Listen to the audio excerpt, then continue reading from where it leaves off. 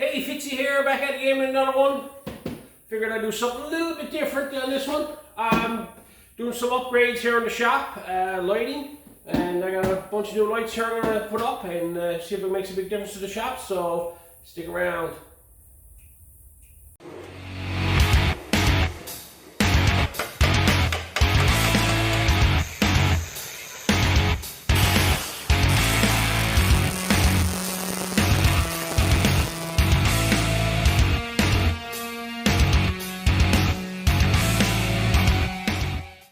You ever noticed in any of my videos, I got all these lights that just takes regular light bulbs in the top of them. They're all vintage porcelain lamps is what they are. They come out of the Argentia naval base, I think. I picked them up and I just use them as the lights in here. I like all old stuff, of course, right? You can put fluorescent lighting here and I was like, nah, I want something old. I picked them up a number of years ago. I think they look cool added in the shop, so I put them in there. I got 8 of them here. As you can tell, my shop walls are not painted all the way around. I don't like painting walls. It looks very dirty if you're doing any amount of fabrication work.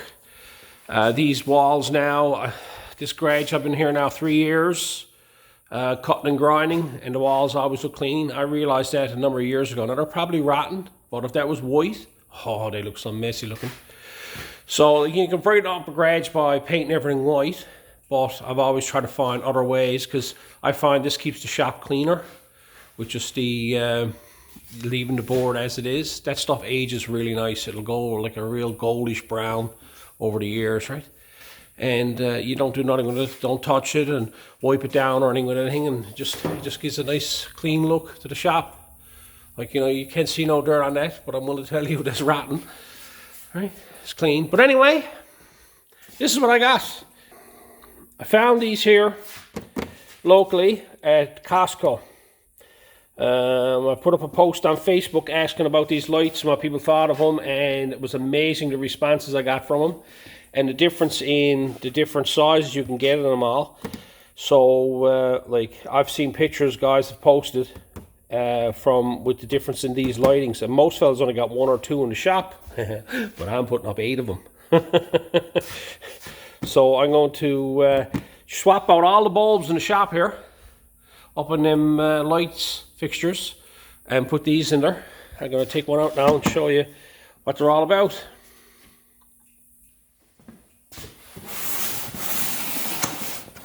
These were around, I think, about $26, $27 each or something. It's amazing how good they are. I've never seen them before. It was only, I'd say, a month ago I saw them for the first time. And that's the extent of them there. There's 3 flaps on them. 3 of them gives off lights and screws into it like a regular bulb. The key to them all is this here. The 8,000 lumens, or whatever you want to pronounce it. But anyway, that there, you can get them in 4,000, 6,500, and a friend of mine has 4,000 in his shop, and he also has 8,000 in his shop, and he got them side by side. And you can see the big difference in the 2 different lights.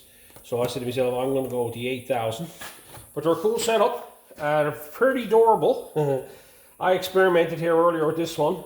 Well, last night, of course, I had to come home and I had to test fit one just to see how it worked, and I was amazed at it. But I got up at the ceiling and started screwing this in, stood on a chair, and I dropped it on the floor from 10 feet up. I figured it was shagged.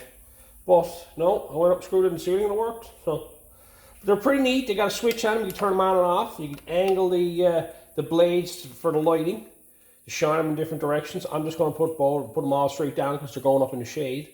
So it really won't make that much of a difference. But yeah, it's pretty cool.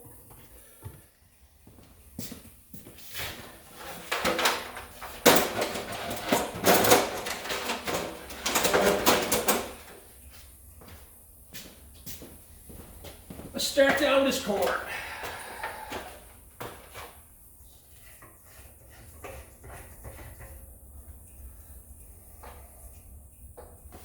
But they're all vintage thing. I still got the swivel ball and everything still on it. All rigged up on the top side of them here from the original unit. I just shortened up the rods. That's that pipe that you see I got a lot of here. These were on pedestals that were about, I think they were like 7 or 8 feet long in the building they're in. And all I did is all I used the shell, and I adapted just a regular light socket up to it and wired it in like a regular socket. Take a bulb, worked out pretty good. It's a cool little feature in the garage.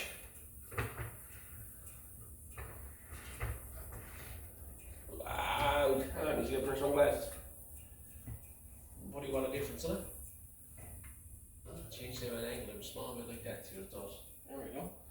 That's a big difference.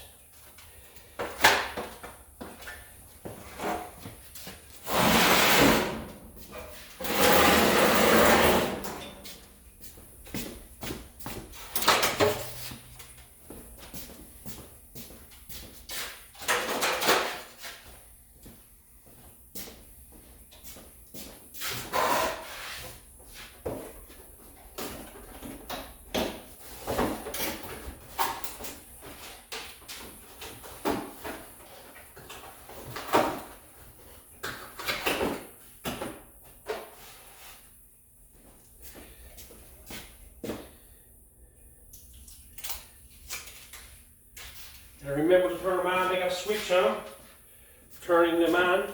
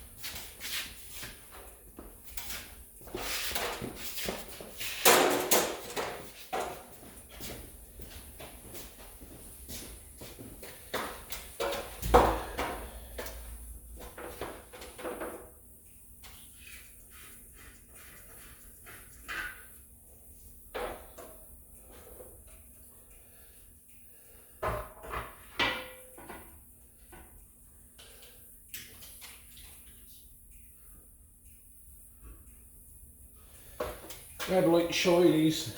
See, they're the old green ones. And the way they swivel, and they only snaps in up there when they got the wire run through them. You see I got an outlet in the bottom of it, just a regular old light bulb thing. And it swings around and the wires passes down through the middle of it. Well, they're pretty dirty there, but that's normal in the shop. Cool old pieces.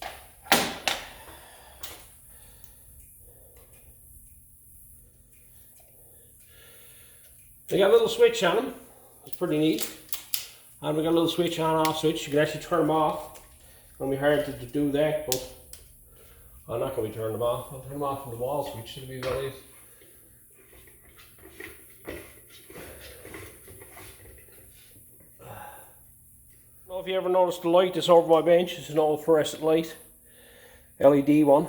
It was too new. I wanted to make it look old, so I made a shade for it.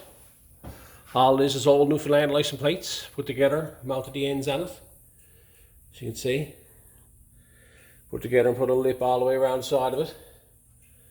And it just hangs on the top side while I play it across the top of it. It just lays on top of the light. You can actually lift up on it, like so. Right? So it's just laid on top of the light. That's a neat little piece that I made for the shop. You can actually see the difference in the shop, the lighting here and the lighting over there, you can actually see it.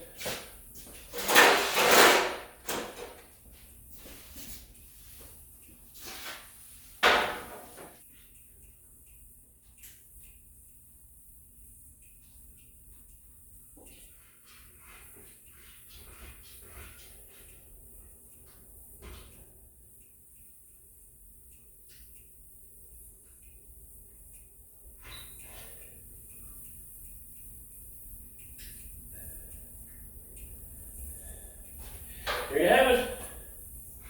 All new lighting. That made a big difference in here. I'm amazed with this, how bright everything is, especially down low. Like how clear everything is when you're looking down low on the lower sides now. Like before it was kind of dark down low, and now everything's very bright. So I'm quite amazed with it. Yeah, I always wondered about half the stuff that's on my walls. I might as well show you some stuff, I suppose, since we're here. I always loved the walls and garages full of stuff. I always had stories to tell, and there was always interesting stuff on people's walls. I always loved going to a guy's garage and looking at what they had hung on their walls. Right? I got the, you know, this shifter piece template of an original 4-speed Camaro. Right? Old gas pump, and of course small block Chevy stuff. I was into that stuff years ago. More ornaments than anything else. There's a little bit of everything up here. An original Centauri paint stick. I don't see too many of them around. There's that infamous grinding disc I posted one day. Look at it. Faulty disc. Yeah. That's pretty cool up there. How many knows what that is?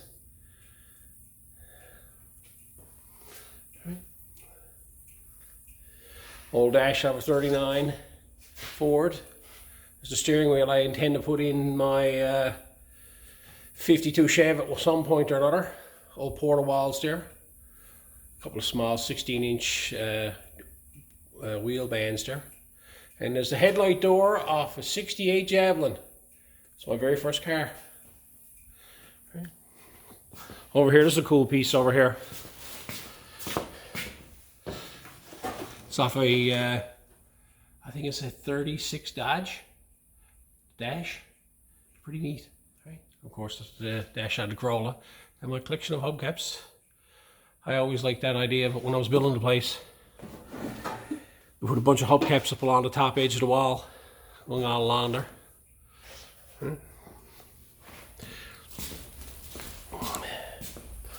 Over here, of course, you got a few signs. A golf sign. There's a story behind that.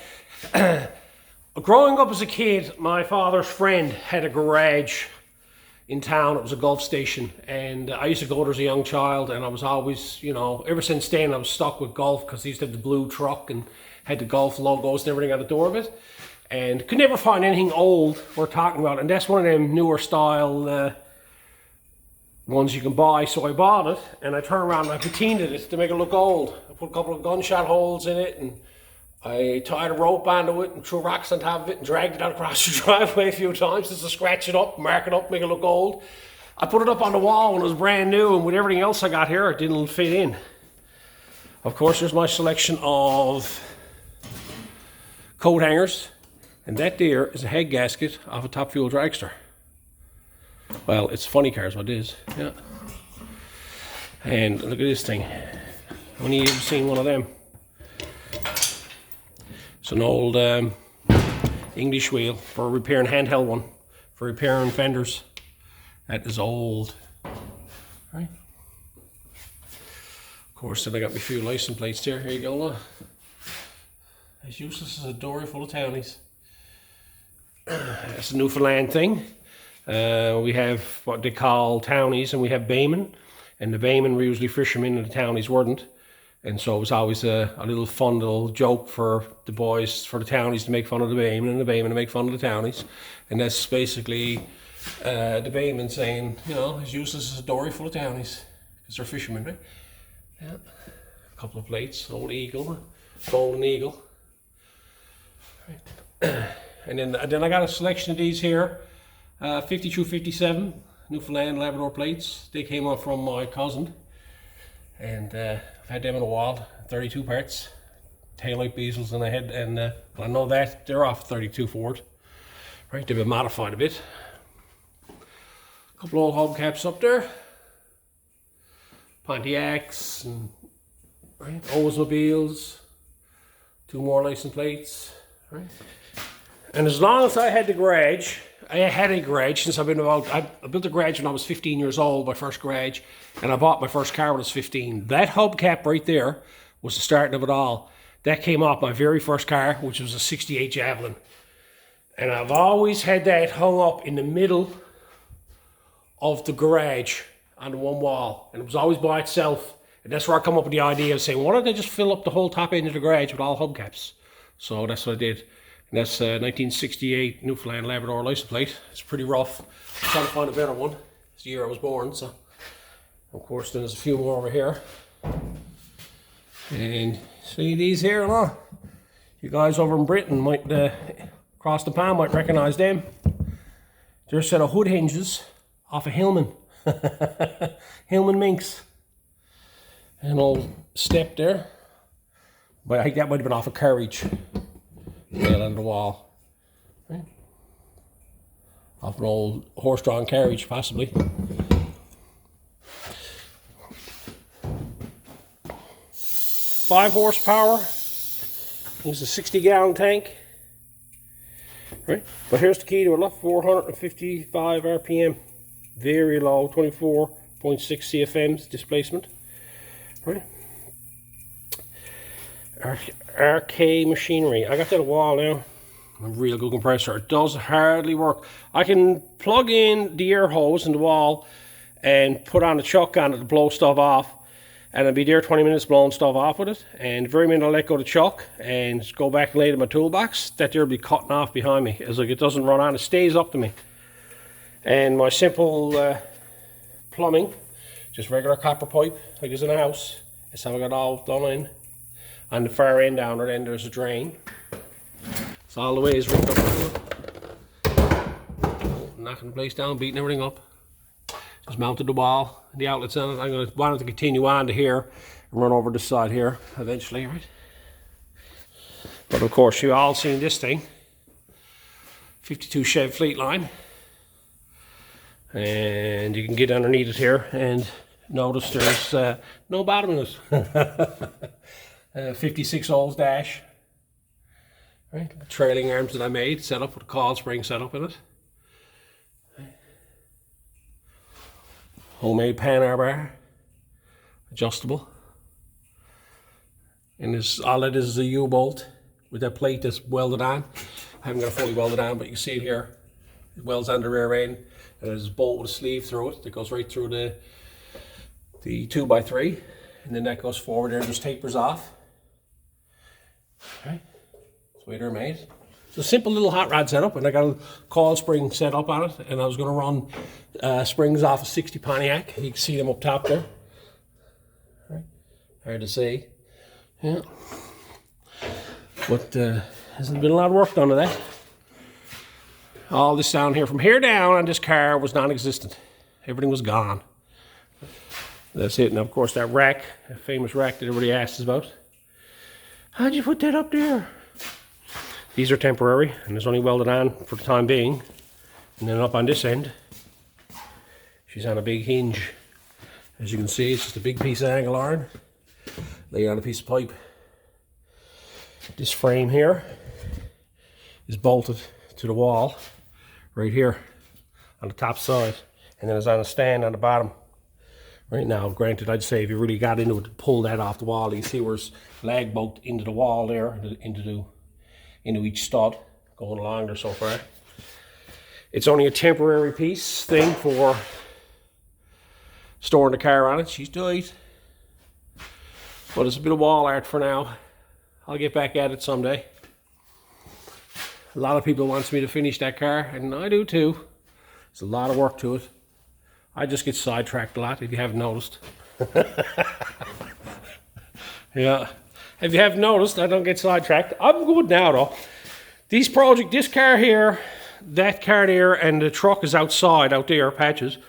The three of them, that's all I got in the way of projects, other than Wendy's car over there. And that's over here in the corner. I gotta get back at this. I gotta get this painted. This is coming out now. I got it all inside the doors and everything prepped on it, underneath the hood. And so I get rid of this project here. That'll be going. This one here has a newer stock Camaro. I had to make an 8.8 rear end for it.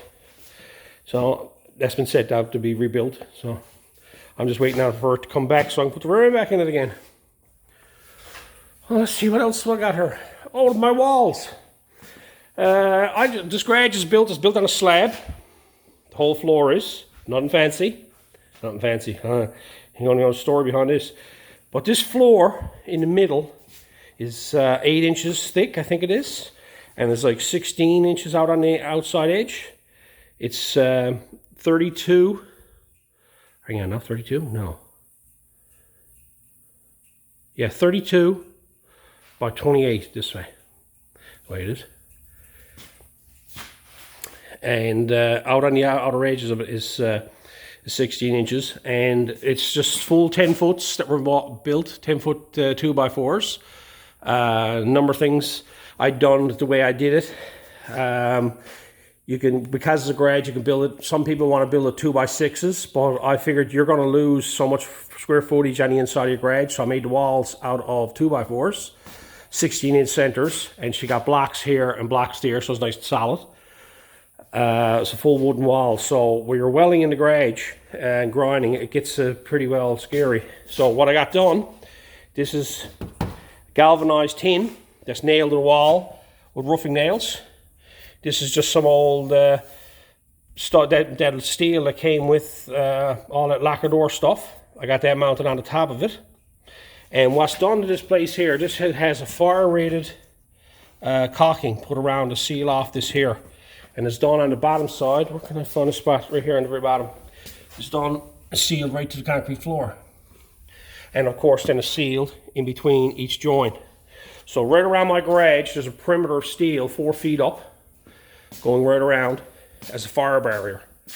As you can see, going right around the garage, and you see it over there. And even down here between the garage doors I made it all up. All this was done on my little metal brake.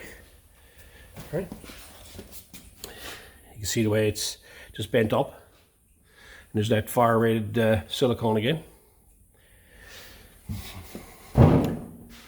Regular 8x7 doors. Everybody was telling me when I built the garage, you should have put bigger doors in it. And my answer to that is, if it can't fit in through an 8x7 door, I don't want it in the garage. Oh my, here you go. Bench grinder stand. That's what you call ingenuity. It's a big black Chevy. Oh, well, it used to be. 454. Doesn't move. Here.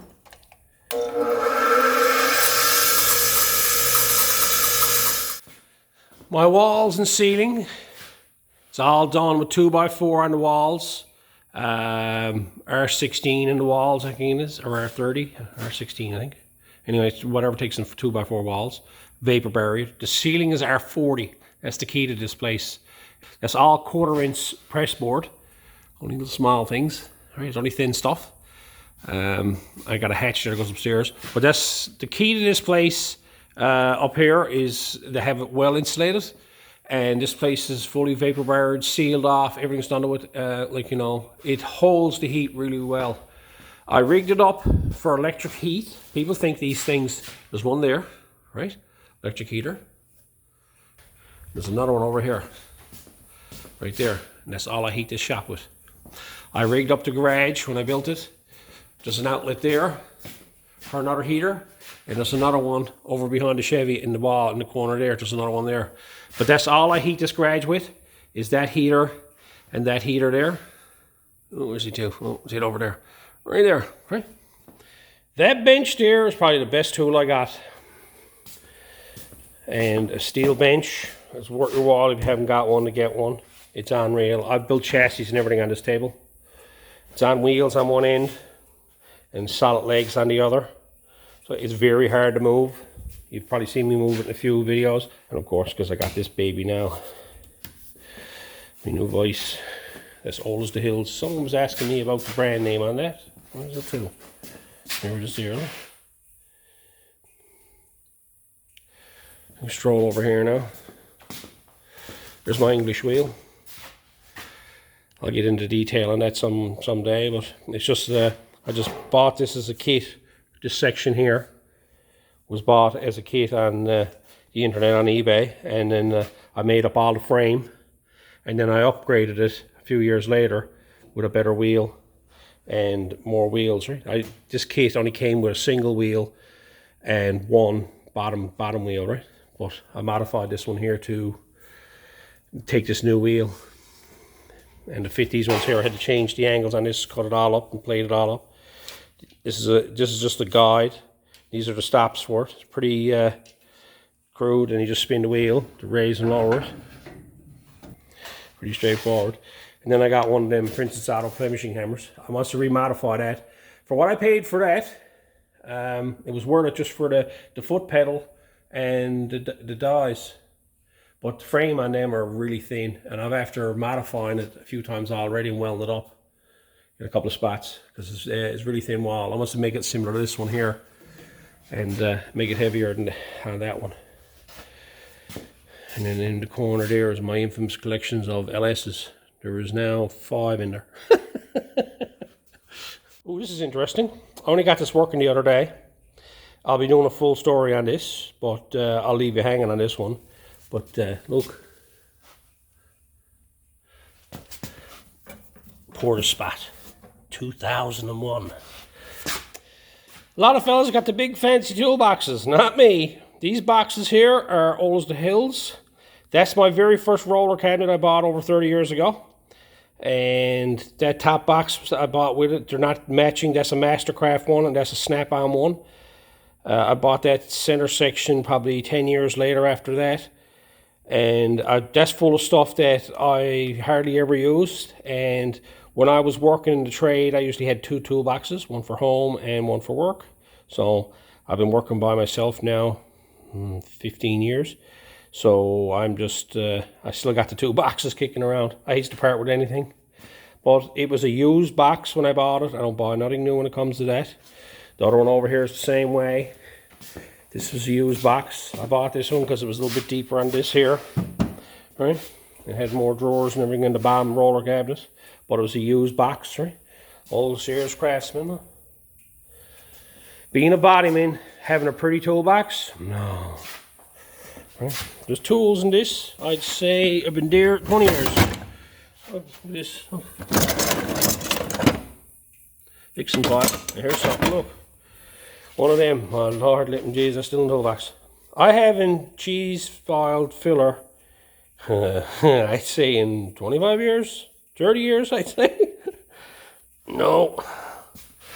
Don't use them. He's not there, is he? No, he's not there. Well, that's the extent of it. It's all my ear tools. Right. A little bit of everything in there. Some old busted up stuff. Again, I don't throw nothing out. Sure. Look at this, look. Sticks of lead. How do they work today now, I wonder? Anybody know what that is? I made that myself. There you go. Leave that in the comment section down below if you know what that is. It's a homemade one. More stuff there.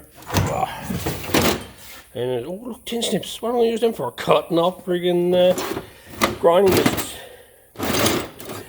For all my old stuff. Of course, there's the infamous hammer drawer.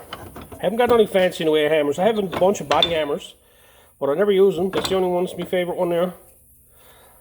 And that one for collecting tools because I like them. Some fellas are wild. They collect these like they're like they collect hockey cards. Me, I got a hammer because I got a pound steel with it. All the clamps and everything I got kicking around, half of them are all old and junk. And of course, screwdrivers. Right. Have to buy new ones every few years because I use them for what they're not supposed to be, hammers and chisels. And the infamous plier drawer. You don't see this a lot. You always watch guys in the garages working away. Now I'm always saying, what's in the guy's tools? What's this drawer here? That's a metric drawer. It's for them guys across the pond and down under. Metric. This is the man's drawer here, look.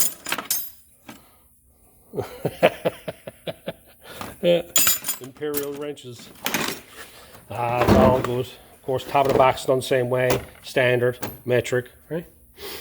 But yeah, I figured you might find that pretty interesting to see what was in the old toolbox. Of course, that bottom drawer, that's like full of everything. There's that cutter that I had. And I had someone make this a number of years ago, and I still haven't filled it up. It's a bag for, sandbag for pounding on. Made out of leather, it's a square one. But I never ever got it, never ever filled it up. Yeah.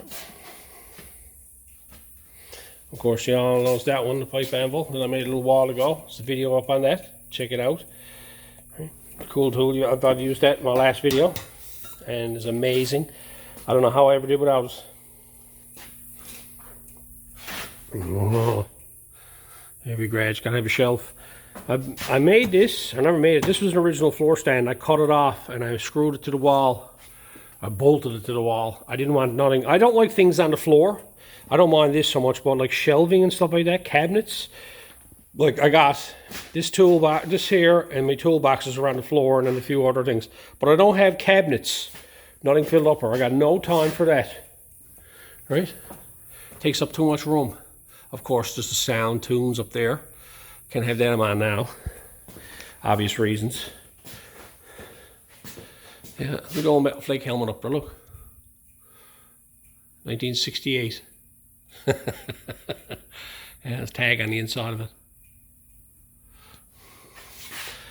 But, hey, is there anything, questions there, anything you see you'd like to know about?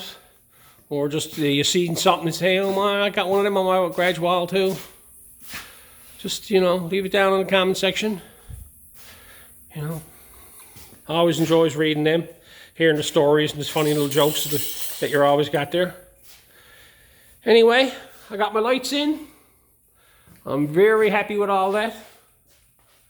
It's time to get back to work now. And I'm gonna get back to work on this, and this, and this, and that. Get some stuff done. So I hope this one's a little bit different. I hope it was entertaining and you enjoyed it.